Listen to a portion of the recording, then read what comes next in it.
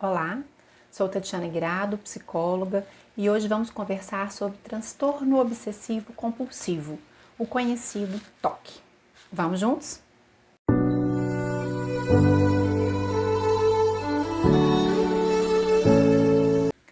O TOC, ele é um transtorno longo, crônico, duradouro e caracterizado por obsessões e ou compulsões. Vamos entender o que eu estou querendo dizer com isso. Muitas vezes, quando a gente vê em filmes ou até mesmo questões de comédia, trazendo esse conceito do TOC, nós vemos muito o lado apenas do comportamento repetitivo. Mas o TOC, ele é muito mais do que isso. E é isso que eu quero trazer aqui hoje para vocês, esse entendimento e esse esclarecimento realmente do que vem a ser o TOC. Então, nós vamos entender hoje essas duas palavrinhas, obsessões e compulsões. As obsessões, elas são pensamentos repetitivos, constantes, são impulsos, são imagens que ficam vivenciando ali dentro da cabeça do paciente de forma invasiva, indesejada e que vai causar nele uma ansiedade em função desses pensamentos que estão ali. Então, as obsessões, elas são pensamentos. Por outro lado, as compulsões, elas são comportamentos. Comportamentos repetitivos, ritualísticos, e que vêm para poder dar um alívio à sensação de ansiedade produzida pelos pensamentos obsessivos. Então, a obsessão e a compulsão, elas estão intimamente ligadas. Uma coisa interfere diretamente na outra. As pessoas com TOC, elas podem ter as obsessões, elas podem ter as compulsões e podem ter as duas, obsessões e compulsões. A pessoa submetida, a esse transtorno, ela tem prejuízo significativo no seu funcionamento, nas suas relações, vai afetar na maior parte da vida dela, em todas as áreas da vida dela, profissional, familiar, de amizade. Então isso é uma coisa que a gente precisa estar atenta de como que está acontecendo com essa pessoa próxima a nós, até para a gente poder pensar em como ajudar essas pessoas que estão sofrendo com isso. Se a gente pensar então em termos dos sintomas, dividindo dessas formas que nós conversamos, os sintomas eles vão envolver alterações do comportamento, que vão ser então os rituais, as compulsões, as repetições e até uma evitação, que eu vou explicar daqui a pouquinho.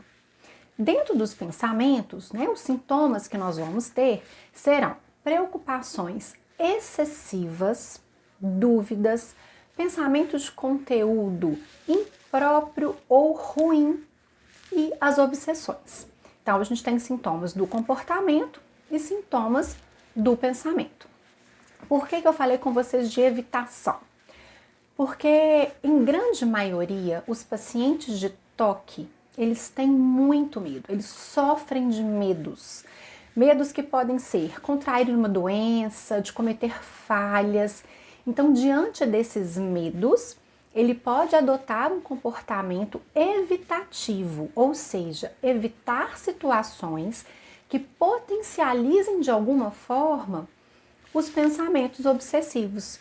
Então, se por exemplo, ele tem um medo de contrair uma doença, ele pode às vezes evitar ir em hospitais, ir em lugares que tenham pessoas doentes, porque se ele for nesse local, esse local potencialmente vai criar um ponto de partida para o pensamento obsessivo dele. Então ele evita. Portanto, às vezes um comportamento evitativo está presente no transtorno obsessivo compulsivo.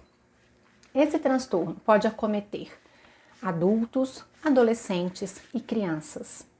Nós não sabemos a causa específica do transtorno obsessivo compulsivo, mas sabemos que nós temos fatores de risco que podem trazer, o surgimento desse transtorno. São 3 fatores de risco: a questão genética, o próprio funcionamento do cérebro daquele indivíduo e o meio ambiente, a relação dele com as pessoas a qual ele está convivendo. Então, esses 3 pontos é o que nós chamamos de fatores de risco para o desenvolvimento do toque. Algumas pessoas às vezes me falam assim, Tatiana, mas conferir as coisas uma vez ou outra, muita gente confere. Sim, muita gente confere. Isso por si só não é um problema. E aí, o que nós temos que pensar? Que no caso do toque, a pessoa ela não pode controlar os pensamentos e os comportamentos repetitivos. Mesmo ela sabendo que aquilo está em excesso, que às vezes aquilo não faz sentido, ela continua fazendo. Uma outra coisa é que ela gasta pelo menos 1 hora do dia envolta a esses pensamentos ou comportamentos. E ela não obtém prazer ao realizar aqueles comportamentos. Apenas um alívio leve da ansiedade provocada pelo pensamento é o que ela vai obter com o comportamento repetitivo. Então, esses 3 pontos marcam a diferença entre uma pessoa que às vezes ficou na dúvida se ela trancou a porta de casa ou não, e aí ela volta para conferir. Ok, ela confere e vai embora tranquila. Mas no caso do toque não é desta forma, né? Existem todos esses fatores de vivência de angústia, de ansiedade e de sofrimento que envolve o pensamento e o comportamento. Para ficar claro, só para a gente poder estar concluindo, né? O que é importante a gente pensar? Que então, muitas vezes, o comportamento, né? Muitas vezes não, na grande maioria das vezes é isso que acontece. O comportamento, ele acontece para tentar amenizar, apaziguar o sofrimento provocado pelo pensamento. E isso é uma coisa muito importante da gente aprender e diferenciar, que é o que eu falei com vocês lá no início dos filmes, né? Que a gente vê muito só a parte do comportamento, como se só aquilo fosse o toque. Mas, na verdade, tudo começa com as obsessões.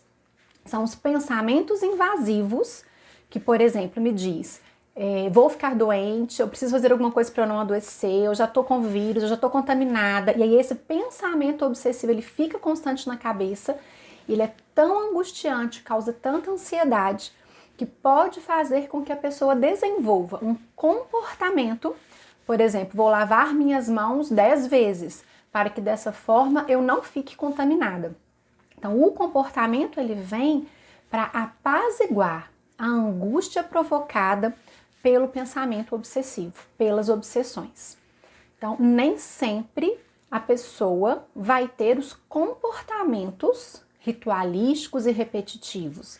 Às vezes, ela pode ter os pensamentos obsessivos, invasivos, e não apresentar o comportamento. Portanto, a gente tem que ficar muito atenta a isso. O toque, ele então é maior do que apenas um comportamento repetitivo. Ok? Espero que tenha ficado um pouco claro para vocês. E vamos caminhando juntos. Cada dia é um assunto diferente para a gente poder estar conversando. Meu objetivo aqui é trazer esclarecimento para que vocês possam ajudar as pessoas que estão próximas de vocês e ajudar a vocês mesmas. Dentro do toque, percebendo esses sintomas, muito importante, a ajuda de profissionais qualificados, tanto da psiquiatria para entrada de medicação, quanto da psicologia para iniciar um processo de psicoterapia. Ok? Grande abraço, boa semana e até domingo que vem.